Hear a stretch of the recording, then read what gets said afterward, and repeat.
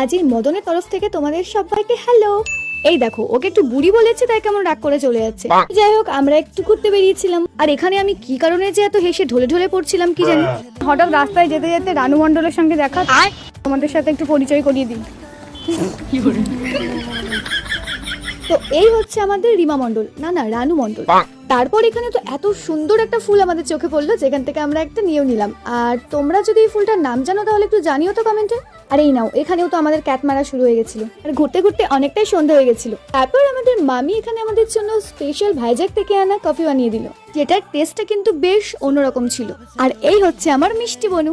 বাপরে বাপ, কফিটা শেষ করতে পারলাম না, তার উপর নিয়ে চলে এলো চাউমিন। তো সেটাকে কমপ্লিট করে আবারও বেরিয়ে পড়েছিলাম একটু শপিং করার জন্য। বাট তারপর আমি আর কোনো ভিডিও ক্লিপ নিতে পারিনি, কারণ শরীরটা একটু খারাপ করছিল। তো দ্যাটস ইট ফর টুডে। আর ফেরার আগে রাত্রিবেলা আরো একবার বড়মার মন্দির থেকে দর্শন করে চলে গেলাম বাড়ি। তো চলো বাই।